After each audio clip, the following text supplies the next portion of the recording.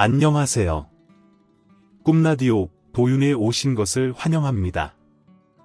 저는 30대 초반의 여자입니다. 저희 부모님은 시골에서 순댓국집을 운영하시면서 저와 제 남동생을 키우셨습니다. 매일같이 일찍 일어나서 하루 종일 장사하시며 열심히 사시던 부모님의 모습을 보면서 우리는 나중에 꼭 효도해야겠다고 결심했죠. 하지만 저는 효도는커녕 부모님의 순댓국 덕분에 성인이 되어서도 큰 도움을 받는 일이 있었습니다. 오늘은 그 이야기를 해드리려고 합니다. 저희 부모님의 순댓국은 정말 맛있었습니다. 한번 맛본 사람들은 너무 맛있어서 금세 단골이 되었죠. 하지만 미디어가 발달하지 않았던 시절이라 깡시골에 위치한 가게는 엄청난 돈을 벌지는 못했어요. 그러다 남동생이 결혼을 하고 서울에서 부모님을 모시고 살게 되면서 순댓국 비법을 배워 서울의 시장에 가게를 열었습니다. 부모님의 손맛은 서울에서도 통했는지 동생 가게는 늘 북적였습니다. 저는 서울에서 대학을 나와 회사에 다니다가 공무원 남편과 결혼했습니다. 시댁에서 남편은 장남이었고 밑으로 남동생이 둘 있었습니다. 남편은 시댁에서 유일하게 대학을 나온 사람이었고 동생들은 늘 말썽만 피우다가 공고를 다니며 기술을 배워 고등학교 졸업 후 공장에 취직해 돈을 벌고 있었습니다. 둘 다 결혼을 안 한 마흔이었는데 어느 날 둘째 도련님이 결혼을 하겠다며 여자를 데려오면서 조용하던 집안이 시끄러워졌습니다. 둘째 도련님은 28살이었고 결혼을 하겠다고 데려온 여자는 35살로 남편보다 1살 많았습니다. 맏며느리인 저보다도 4살 많았습니다. 안 된다. 어떻게 너보다 7살이나 많은 여자를 데려오니? 나이가 많아서 애는 낳겠어? 엄마, 요즘 40대에도 아이 낳는 사람이 얼마나 많은데요. 나이 많다고 애 못 낳을까 봐 걱정할 필요 없어요. 요즘은 예전과 다르게 좋은 음식 먹고 잘 사니까 애는 잘 낳겠지. 근데 내가 데려온 여자가 내 형보다 1살이나 많잖아. 맏며느리인 내 형수보다도 4살이나 많고. 형이랑 형수가 불편해서 어떻게 윗사람 노릇을 하겠어? 저요. 뭐 아무래도 저보다 4살이나 더 많으면 제가 이것저것 시키기가 어렵긴 하겠죠. 그래도 제가 이 집 맏며느리니까 혼낼 일 있으면 혼내고 시킬 일 있으면 눈치 보지 않고 시킬게요. 나이가 많다고 내 말 잘 듣겠어? 당연히 꺼림칙하면서 무시하겠지. 난 우리 집 위아래 없이 막 사는 꼴 못 본다. 그 사람 예의 바른 사람이라 나이 많다고 이 사람 무시하지 않아요. 그런 게 싫었으면 애초에 나랑 결혼한다고 하지 않았겠죠. 내가 이미 다 형이랑 형수에 대해 말했어요. 그리고 우리 집 뼈대 있는 가문이라 그 율도 장난 아니라 했는데 자기는 다 괜찮대요. 둘이 사랑하는 마음만 있으면 되는 거죠. 뭘 그렇게 따져요? 지금은 콩깍지가 씌워서 다 괜찮다 하겠지. 시간 조금만 지나봐라. 나이 어린 것들이 윗사람 노릇한다고 너한테 시댁 험담 엄청 할 거다. 콩깍지 아니야, 엄마. 진정한 사랑이지. 엄마가 반대해서 나 이 여자랑 결혼 못하게 되면 평생 다른 여자 안 만나고 혼자 살 테니까 그런 줄 알아. 뭐? 어디서 부모한테 바락바락 대들어? 이 결혼은 안 된다. 절대 안 돼. 한동안 이런 이야기가 시댁에 갈 때마다 들려왔습니다. 저한테도 나이 많은 동서가 불편하지 않냐고 시부모님들이 동조의 의견을 구해 난감할 때가 많았습니다. 둘째 도련님은 집안의 극심한 반대에도 뜻을 굽히지 않았고 결국 시부모님은 두 손 두 발 들게 되셨습니다. 두 사람은 결국 결혼을 허락받았습니다. 식사하러 왔을 때 몇 번 그 여자를 만난 적이 있었는데 얼굴도 그렇게 예쁘지 않고 몸매도 그저 그랬는데 어떤 매력으로 시동생을 사로잡았을까 굉장히 궁금하기도 했습니다. 물론 나중에서야 그 이유가 꼭 사랑만은 아니라는 걸 알게 됐지만요. 결혼을 허락받고 시댁에서 예비 성사와 식사 자리에 갔는데 시어머니께서는 이렇게 말씀하셨습니다. 내가 아무리 나이가 많아도 형님은 형님이야. 그러니 우리 집에서는 대접 공손하게 하고 맏며느리인 너도 나이 많다고 어려워하지 말고 잘못된 게 있으면 따끔하게 혼내고 잘한 게 있으면 칭찬도 해줘라. 네, 어머님 말씀 새겨 듣겠습니다. 형님, 제가 나이가 더 많다고 불편해하지 마시고요. 편하게 대해주세요. 아, 네, 알겠어요. 동서, 우리 앞으로 잘 지내봐요. 네, 알겠어요. 아랫사람에게 뭘 어쩌겠나, 맞지? 너는 반말하고, 둘째 너는 형님한테 꼬박꼬박 존댓말하고 알겠어. 저희 시댁은 시아버지도 장남이셔서 그런지 다른 집안보다 규율이 엄격했습니다. 그래서 시어머니는 둘째 며느리가 나이가 많다 보니 집안 분위기가 흐트러질까봐 미리 조심하라고 말씀하셨습니다. 저도 처음에는 나이 차이가 많이 나서 어떻게 해야 될지 걱정이 많았는데 시어머니가 결혼 전에 정리해 주신 덕분에 한결 편하게 대할 수 있었습니다. 시댁의 경제력은 그냥 평범한 수준이었습니다. 둘째 도련님이 결혼할 때는 저희가 결혼했을 때와 비슷한 금액을 내어주시면서 집을 구하라고 하셨죠.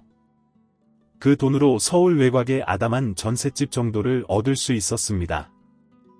그런데 나중에 들어보니 동서 처가에서 엄청 잘 사는지 서울 한복판에 좋은 아파트를 하나 사줬다고 하더군요. 그리고 결혼한 후에도 동서는 시댁 사람들의 환심을 사기 위해 매번 만날 때마다 비싼 선물을 했습니다. 어머니, 저희 왔어요. 이거 선물이에요. 둘째 너는 매번 올 때마다 선물이라고 뭘 이렇게 바리바리 싸우냐? 다음부턴 그냥 와도 된다. 어떻게 시댁 오는데 빈손으로 오겠어요? 별건 아니고 평일에 백화점 쇼핑 갔다가 어머니한테 잘 어울리실 것 같아서 스카프 하나 샀어요. 한번 해보세요. 세상에, 곱기도 하지. 색이 너무 예쁘네.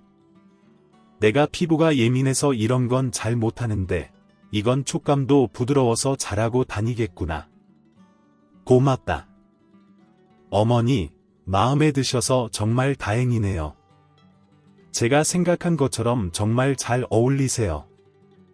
혹시나 마음에 안 드시면 교환해서 쓰시라고 가격표는 붙여뒀는데 그럼 이거 떼어드릴게요.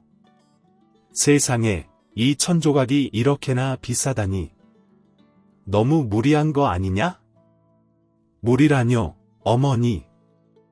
고생하신 분들한테 딱 어울리는 제품이에요.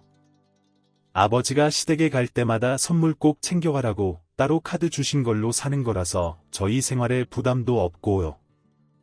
그러니까 부담 갖지 마시고 받아주세요. 그리고 여기 시아버님, 아주버님, 형님, 막내 도련님 것도 있어요. 시부모님께 드리는 것뿐만 아니라 저를 포함한 다른 가족들에게도 좋은 선물을 주었죠. 처음엔 다들 나이 많은 동서를 불편해했지만 자주 시댁에 들러 이런 선물도 주고 가족들에게 잘해주는 모습에 금세 친해지게 됐습니다. 처음엔 차갑게 구시던 시부모님도 매번 선물을 가져오는 동서를 점점 저보다 훨씬 더 예뻐하기 시작하셨습니다. 결혼한 지 얼마 지나지 않아 동서가 시댁에서 정말 귀한 사람 대접받게 되는 일이 생겼어요. 동서의 친정집은 식품 공장을 운영하고 있었는데 크게 브랜드를 하는 건 아니었지만 누구나 알만한 유명 브랜드 제품을 대신 생산해주는 위탁 공장이었죠. 규모가 워낙 커서 만두, 도시락, 삼각김밥 등 다양한 제품을 대량으로 만들고 있었습니다. 그러다 동서의 친정 부모님이 이제 일을 그만두고 쉬고 싶다고 하셨대요. 사업이 탄탄하게 잘 꾸려져 있어서 다른 사람에게 팔기 아까워 딸의 남편인 사위에게 물려주게 된 거죠. 둘째 도련님이 혼자 운영하기에는 규모도 크고 경험도 부족해 막내 도련님을 부사장 자리에 앉히고 같이 공장을 운영하기 시작했습니다. 도련님, 요즘 어떠세요? 공장 운영할 만해요? 힘들진 않으세요? 저는 항상 도련님들이 과연 사장 직함을 달고 공장을 잘 운영해 나갈지 걱정이 되어 매번 만날 때마다 물어봤죠. 전혀요. 하나도 안 힘들고 아주 편해요. 공장에서 막 노동할 때보다 훨씬 좋아요. 사장님 소리 들으며 대접받는데 돈도 많이 버니까 살맛 나네요. 어머, 정말요? 다행이네요. 아무래도 사업은 처음이시라 힘드시지 않은지 걱정했거든요. 돈도 잘 버신다고 하니 매출도 잘 나오나 보네요. 매출이요? 정말 어마어마해요. 그간 열심히 기술 배워서 하루 10시간씩 일했던 게 멍청하다고 생각될 정도로요. 이래서 남자는 사업을 해야 되나 봐요. 도련님들이 사업 수완이 있으신가 봐요. 그러니 매출도 잘 나오고 일하는 것도 쉽다고 생각하시는 거죠? 네, 아니에요. 사실 저희는 하나도 하는 게 없어요. 둘째 형수님 친정에서 인맥이 워낙 넓으셔서 저희가 일한 이후에도 새로운 거래처를 뚫어주시고 힘든 일이 있으면 나서서 도와주시니 하는 것도 없이 그냥 돈만 벌고 있어요. 공장을 물려받은 뒤로 시동생들은 얼굴에 웃음꽃이 활짝 피었습니다. 사는 게 행복하다는 말도 입에 달고 살더군요. 그러면서 동서 덕분에 팔자가 폈다. 며 동서에게 엄청 잘해줬어요. 시부모님 역시 자기 아들들을 사장으로 만들어주고 돈도 많이 벌게 해주니 동서를 대하는 태도가 달라지기 시작했어요. 이전보다 집안 분위기는 전체적으로 밝아졌지만 저와 남편에게 이런 변화는 그리 달갑게 느껴지지 않았습니다. 원래는 제 남편이 집안의 장남이기도 하고 어릴 적부터 공부를 잘하는 모범생이어서 부모님의 사랑을 독차지하고 자랐어요. 도련님들은 공부는 일찌감치 포기하고 늘 말썽만 부리고 다녔죠. 커서 사람 구실이나 할까 시부모님이 걱정이 많으셨는데 다행히 공고에서 기술을 익히고 공장에서 공돌이로 생활을 했죠. 이렇다 보니 늘 시동생들은 고민이나 어려운 일이 있으면 똑똑한 형한테 조언을 구한다고 상담을 했었답니다. 하지만 돈을 엄청 벌기 시작하니까 태도가 바뀌기 시작했어요. 어릴 때 공부 못한다고 책을 봤던 게 자격지심으로 남았던 모양이에요. 형, 근데 형은 돈 얼마 벌어? 요즘 공무원 월급 짜다고 뉴스에서 많이 나오던데 형은 많이 벌지? 나 이것저것 다 떼고 나면 200 후반 정도. 뭐? 진짜 그렇게나 조금 번단 말이야? 매일같이 공부해서 힘들게 시험 보고 들어가는데 공무원도 뭐 별 볼 일 없네. 공무원은 기본적으로 후봉제라서 연차가 쌓일수록 받는 금액이 커져요. 설이나 명절, 연말에 또박또박 플러스 나오는 거 생각하면 실제론 그것보다 더 받는 셈이에요. 그리고 일 그만두면 연금도 나오니까 노후가 안정적이고 경기가 안 좋아져도 잘릴 일 없고요. 공무원이 얼마나 좋다고요? 형수님, 그게 다 무슨 소용이에요? 어쨌든 지금 버는 돈 많아봐야 300이라는 건데. 형, 9시에 출근해서 6시에 퇴근하지 않아? 가끔 야근하고 주말에 출근할 때도 있고. 우리는 일하기 싫은 날에는 그냥 집에서 쉬고 그래. 공장은 알아서 잘 돌아가거든. 그렇게 일해도 몇 초는 우습게 보는데. 그러니까 형은 어릴 때도 열심히 살고 지금도 열심히 사는데 맨날 너는 우리보다 돈을 못 벌래. 공부 잘한다고 돈을 많이 벌어서 잘 먹고 잘 사는 게 아니었어. 역시 남자는 사업을 해야 돼. 이런 식으로 대놓고 남편을 깎아내리는 말을 하기 일쑤였어요. 이렇게 시댁에서 남편의 입지가 좁아지니 저도 덩달아 무시당하기 시작했죠. 어쩌다 가족끼리 있을 때 우연히 동서 집안 얘기가 나오게 됐습니다. 둘째 형수네 부모님은 언제부터 공장 운영하신 거예요?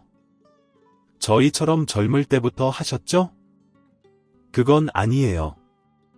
사장님이 되신 건 제가 중학교 때쯤이었던 것 같아요. 그럼 다른 일 하시다가 돈 모아서 사업 시작하신 거예요? 아니요.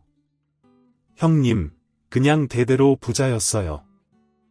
증조할아버지가 하시던 가업을 물려받아서 할아버지가 크게 키우셨어요. 그래서 할아버지 밑에서 일하시다가 할아버지 돌아가시고 사장이 되신 거예요. 야, 어쩐지 처음 봤을 때부터 풍기는 분위기가 남다르다 생각했는데 부잣집 아가씨로 귀하게 자라셨네요. 네, 부자요? 저희 친척들 사이에선 명함도 못 내밀어요. 할아버지가 아들만 둘이었고 저희 아버지가 막내셨는데 큰형한테 유산을 거의 몰아주다시피 하셨거든요. 가업을 물려받았다고 하지만 알짜배기는 큰아버지가 하고 계세요. 가업이라니 왠지 진짜 멋있네요. 왠지 귀족 집안 같은 느낌이 드는데요. 주변에 대대로 가업을 물려받은 사람은 둘째 형수밖에 없는 것 같아요. 가업 이야기가 나오자 첫째 도련님이 피식 웃으면서 저를 쳐다보더군요. 여기도 대대로 가업 이어가고 있잖아요.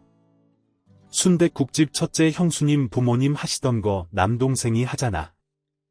그거 돈 되나요? 그 어디 시장 구석에 열지 않았어요? 개업했을 때 갔던 것 같은데 저희 만두도 만드는데 싸게 납품해 드릴 테니까 만두도 같이 파는 거 어때요? 그래도 어감상 순댓국보다는 만두국이 더 있어 보이는데요. 저희 요즘 장사 엄청 잘 돼요. 원래 맛집으로 유명해서 늘 손님들이 바글바글했는데 최근에 유명 먹방 유튜버가 다녀간 뒤로는 오는 사람들을 다 받을 수가 없어서 확장까지 했어요. 제 동생이 하는 일에 대해서 함부로 말하지 마세요. 그래봤자 음식점이지 커봤자 얼마나 커졌겠어요? 그래요. 순댓국집이지? 네, 같이 한번 가보실래요? 사람이 너무 많아서 한참 줄 서서 기다려야 겨우 먹을 수 있어요. 형님, 내는 순댓국집을 제대로 하시는구나. 예전에 친구가 맛있다고 해서 한번 같이 먹으러 갔었는데 전엔 그런 거 냄새 나서 못 먹겠던데 줄 서서 먹을 만큼 그런 이상한 음식을 좋아하는 사람이 많은가 봐요.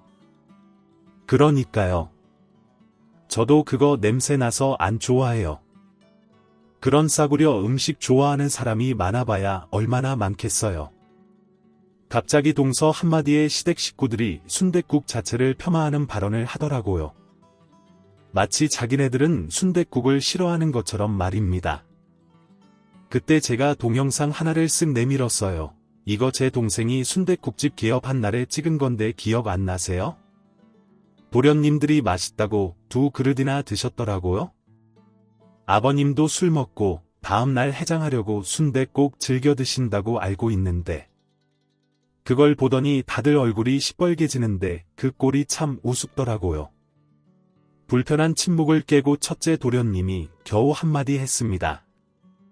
그거야 형수네 동생이 개업하셨다고 하니까 저희가 기분 좋으라고 억지로 먹은 거죠. 억지로 개업한 날 가서 맛없다고 할 순 없잖아요. 안 그래요. 그래서 그날 저는 시댁에서 일부러 소리를 최대치로 키우고 그 동영상을 여러 번 돌려봤습니다. 남편은 늘 사업도 좋지만 자기는 안정적인 공무원이 성격에 맞는다고 말을 했어요.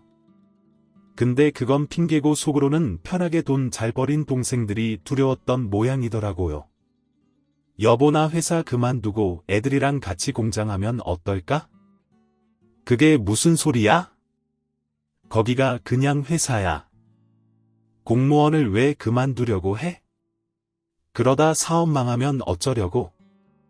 공무원은 당신이 정말 무슨 큰일을 저지르지 않는 이상 잘릴 일 없는 평생 직장이지만 공장은 다르잖아.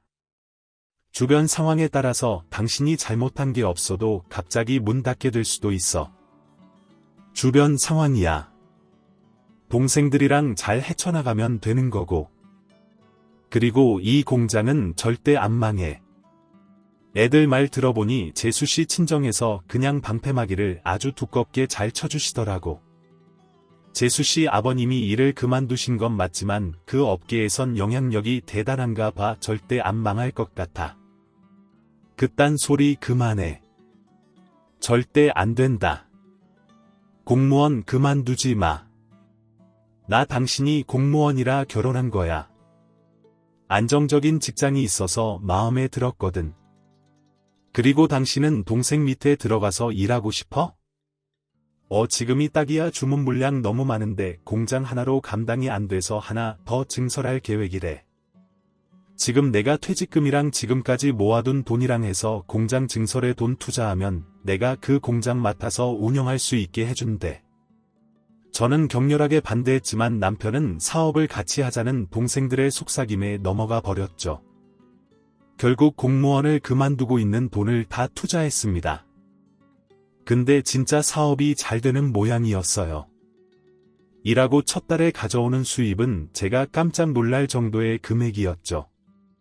이래서 다들 동서 비율을 맞춰주고 쩔쩔매나 보다 싶은 생각이 들었습니다. 하지만 남편이 하는 걸 보면 진짜 공장을 운영하는 사람이 맞나 싶을 정도였는데요.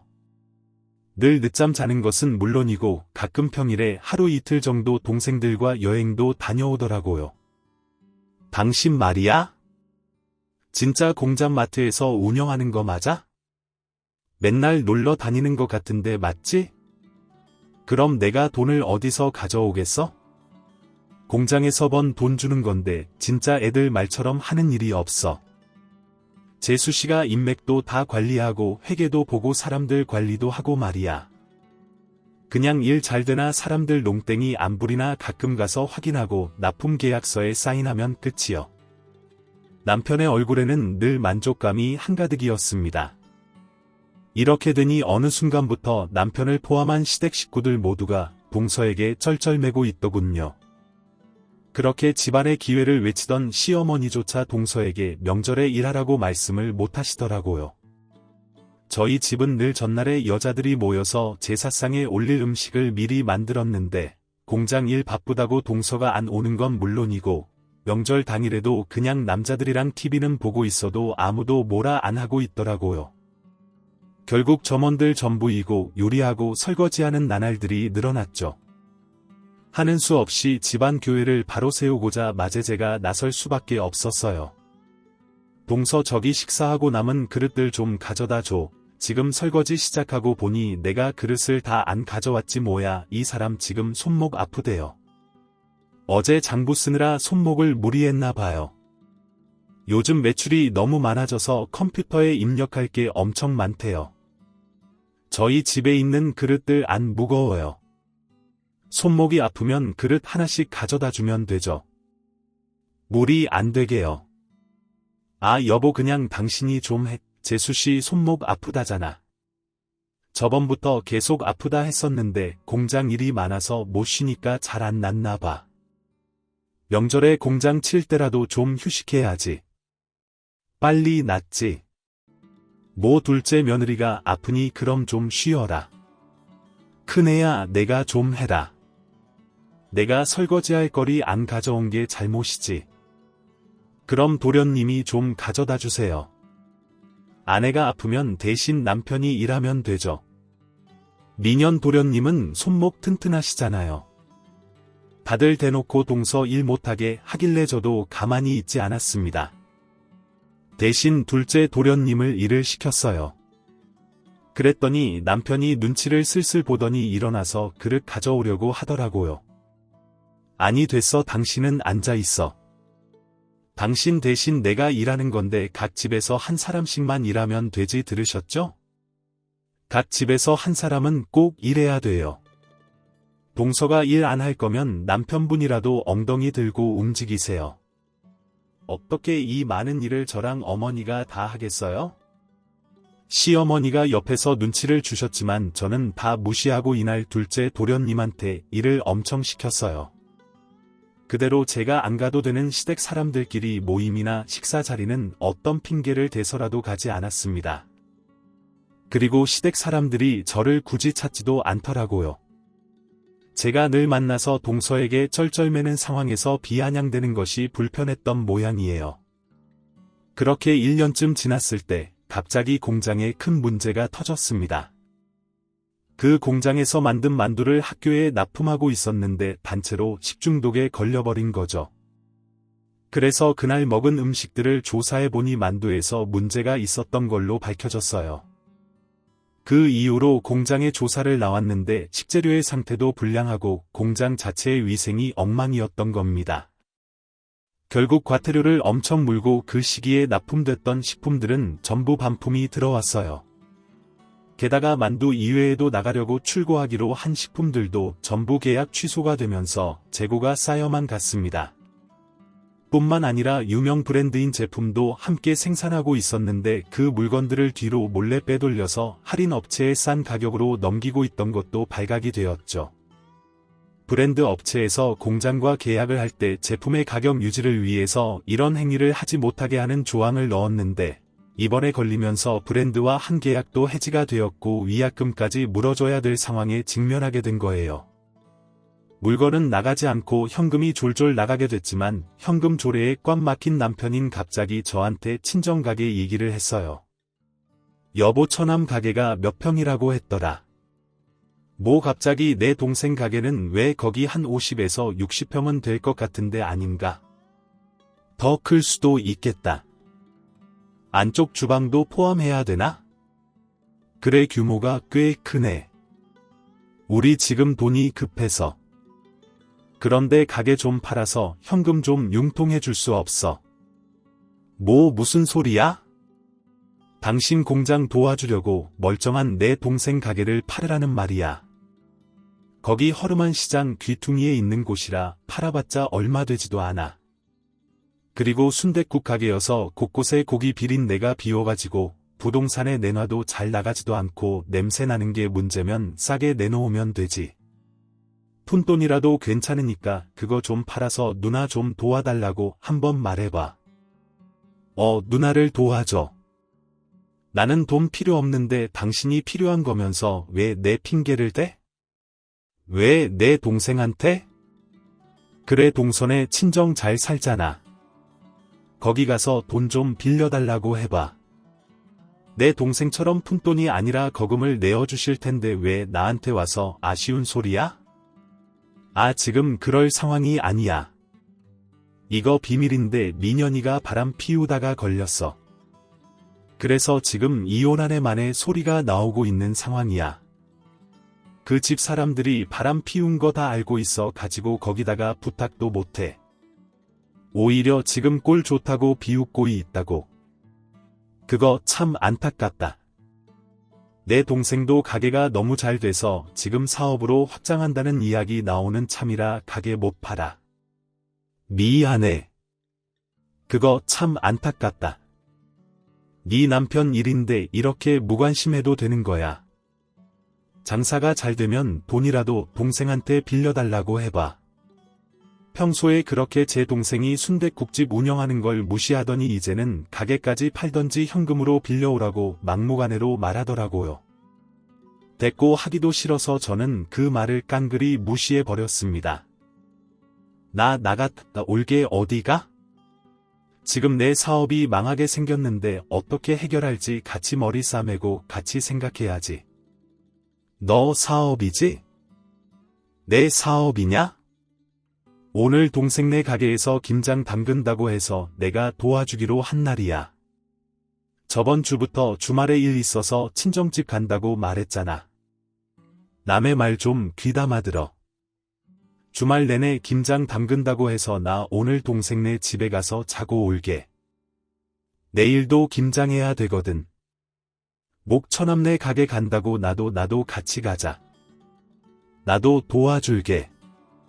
당신이 김치 담글 줄 알아. 괜히 와서 짐 대지 말고 그냥 집에 있어. 필요 없으니까 괜히 따라와서 순댓국 냄새 배면 어쩌려고. 그래 당신 순댓국 냄새 역하다며 먹지도 못하잖아. 남편은 제가 아무리 타박을 해도 꿋꿋이 저를 따라왔어요. 처남 오랜만이야. 누나가 처남네 김장 도와준다고 하길래 나도 같이 왔어. 괜찮지? 내영 진짜 오랜만이네요. 괜찮죠? 당연히 할 일이 많았는데 도와주시면 저야 감사하죠. 공장에서 일하신 뒤로는 처음 뵙는 것 같은데 잘 지내시죠? 그럼 나야 늘 잘 지내지. 천아 야 장사 정말 잘 되나 보다. 담가야 될 배추가 아주 산처럼 쌓여 있네. 내가 김치 양념소 만드는 건 못해도 배추 옮기고 힘쓰는 일은 잘하니까 마음만 줘. 남편은 눈웃음까지 치면서 제 남동생과 친정 식구들에게 인사를 했습니다. 그리고는 시키지도 않았는데 바로 배추를 옮기며 일을 했어요. 그래 힘쓰는 일은 저 사람한테 시키고 우리는 우선 양념부터 좀 만들자. 이 배추들 다 담그려면 속 만드는 것도 엄청 오래 걸리겠네. 남편은 그날 하루 종일 일을 정말 열심히 하더군요. 식사 시간에도 자기가 먼저 와서 소자를 세팅하고 다 먹고 뒷정리까지 혼자 다 했어요. 게다가 잠시 쉬는 시간에는 주방에서 커피를 손수 타다가 가족들에게 돌리기까지 했죠. 그런 모습을 보면서 어지간히 돈이 급하긴 한가 보다 싶더군요. 그리고 그날 만들어야 될 할다량을 다 만들고 담근 김치들을 동생네 가게 창고로 옮기고 있을 때였어요. 남편은 그제야 자신이 저를 따라온 목적을 슬쩍 꺼내놓더라고요. 처남 요즘 장사 잘 되고 있지? 네, 매형 장사 잘 되고 있어요. 요즘 맛집으로 유명해져서 여기저기 프랜차이즈 사업하자고 제안도 들어오고요. 아 정말 프랜차이즈까지 진짜 돈 쓸어 담나 보네. 현금 많겠네. 혹시 현금 좀 빌려줄 수 있어? 네, 현금이요? 그럼요. 얼마나 필요하세요? 저희가 시장 가게다 보니 현금으로 식사하시는 분들도 꽤 많아서 저희 가게에 늘 현금이 많아요. 뭐 한 50만 원 정도는 있을 것 같아요. 뭐 50만 원 내가 꼴랑 그거 빌리려고 하루 종일 긴장하면서 자네 눈치 봤을 것 같아. 남편은 동생 대답을 듣고 갑자기 소리를 버럭 질렀어요. 동생이 깜짝 놀라서 쳐다보자 다시 온화한 표정을 지으며 말하더군요. 사실 공장에 갑자기 문제가 생겨서 몇억 아니 몇천이라도 좀 빌려줘. 장사 잘 되니까 그동안 모아둔 돈도 많을 거 아니야. 처남이 헤프하게 명품 사는 스타일도 아니고 돈 쓸 데도 없지. 잠시만 빌려주면 내가 바로 갚을게.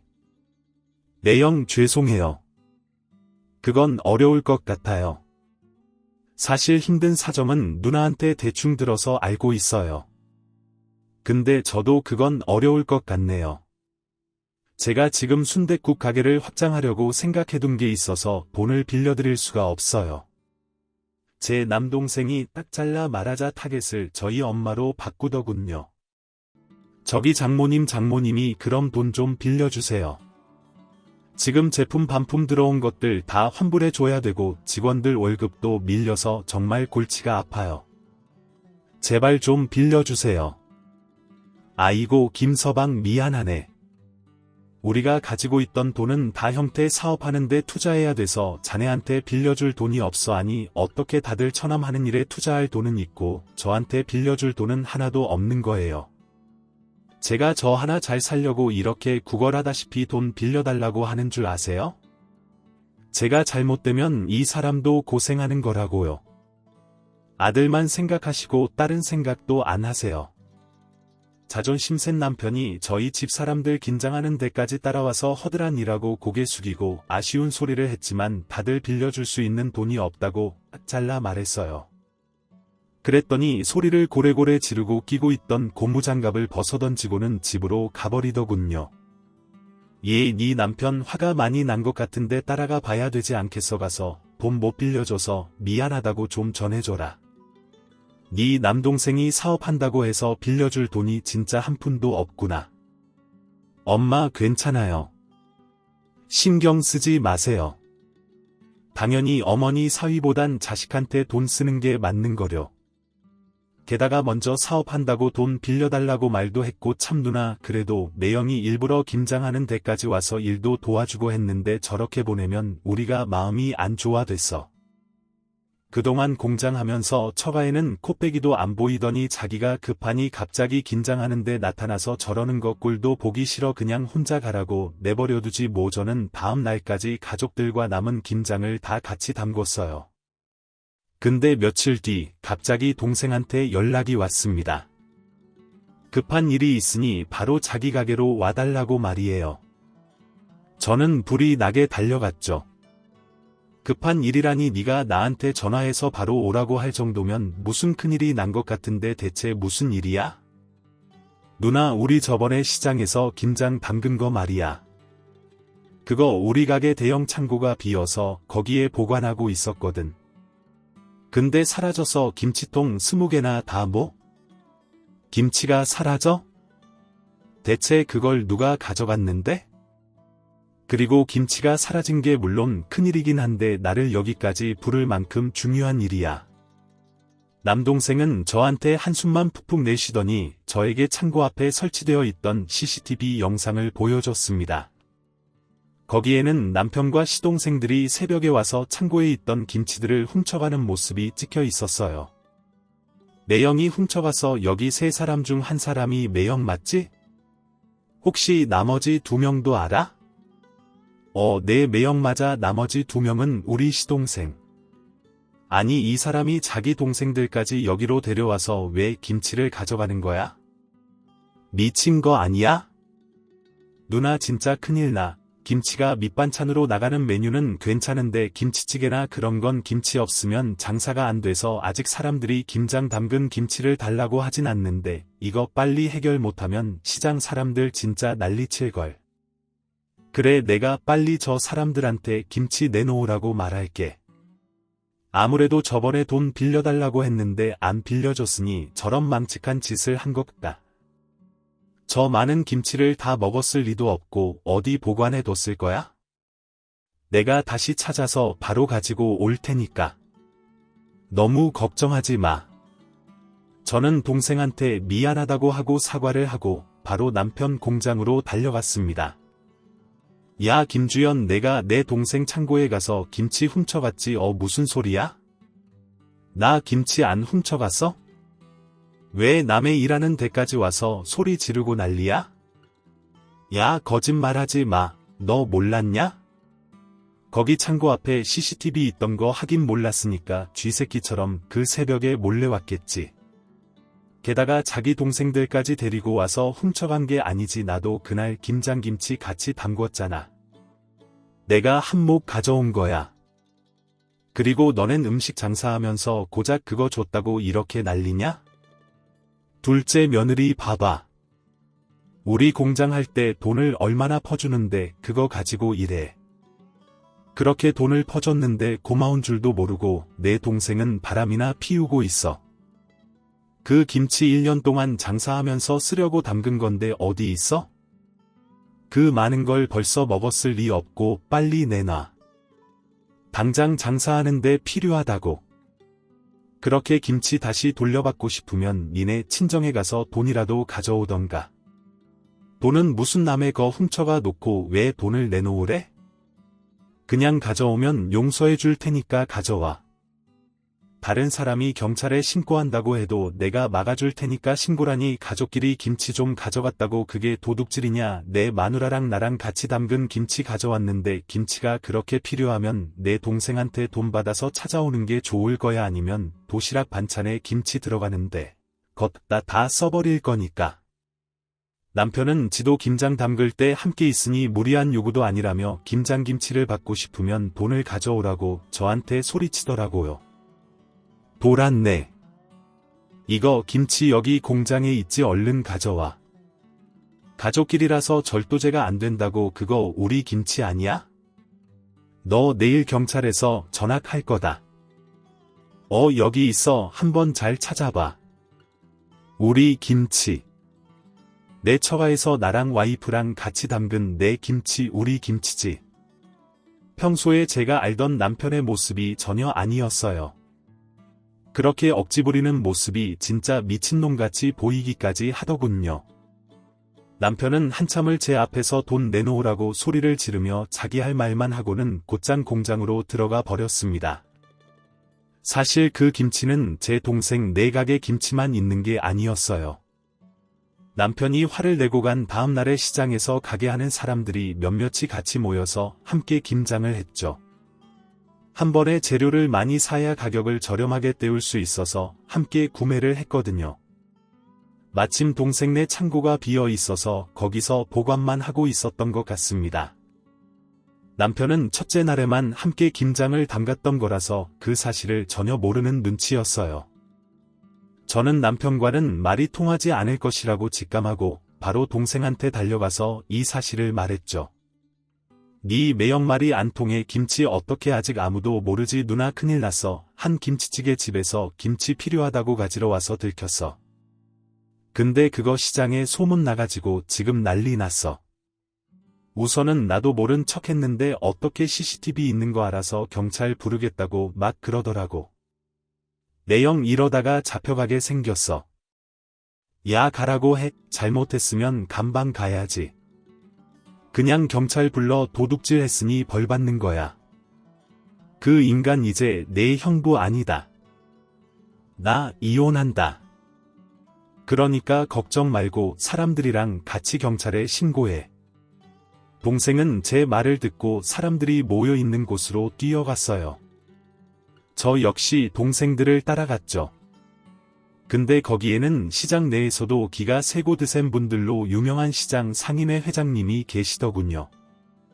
가까이 가보니 도둑 근절이라는 완장까지 하나 만들어서 한쪽 발에 차고 계셨어요. 여러분 걱정 마세요. 제가 김장 훔쳐간 놈 꼭 잡아다가 여러분 앞에서 사죄하게 만들겠습니다. 사죄하는 걸로 되겠어요. 지금 가게에 남은 김치 떨어지면 우리 장사 어떻게 하라고. 갈비김치찜 파는 곳인데 김치 없으면 큰일 나. 도둑놈 잡으면 피해 보상까지 받을 수 있지. 제가 다 해결해 드릴 테니 너무 걱정 마세요. 제가 경찰 불렀으니 곧 도착할 겁니다. 거기 창고 쪽에 CCTV 있어서 범인 잡는 건 시간 문제예요. 상인회 회장님은 이미 경찰들을 부른 상태였고 조금 뒤에 경찰들이 와서 제 동생에게 CCTV 영상을 보여달라고 했죠. 영상을 같이 보던 경찰들이 제 동생에게 아는 사람이냐 물었고 동생은 화면 속 사람의 신원을 알려줬어요. 그 이야기를 들은 시장 사람들이 경악을 금치 못했습니다. 자네 매형이라고? 그럼 여기 이 사람 자네 누나 남편이라고? 당신 남편 지금 어딨어?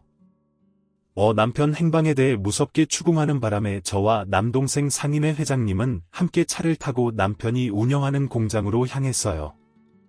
도착하자마자 저희 셋은 뿔뿔이 흩어져서 김치통을 찾아다녔죠. 근데 거기에 시어머니가 계신 게 아니겠어요? 어머니 여기서 뭐 하세요? 남편 공자는 웬일로 가까이 다가가서 보니 시어머니가 저희 집 김치통을 들고 계시더라고요. 여기 있어요.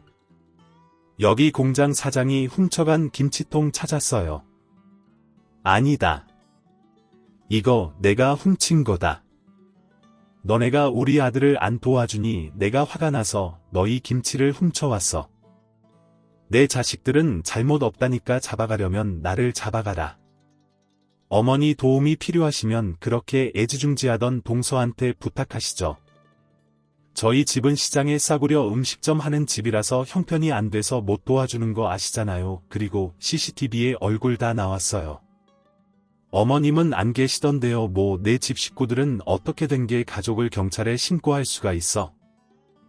일이 이렇게 커질 줄 알았으면 CCTV 증거 화면을 미리 지우든지 해야지. 평생 도움도 안 되는 무식하고 거지 같은 집구석 같으니라고. 잘 됐네요. 어머니 저희 이혼할 거예요.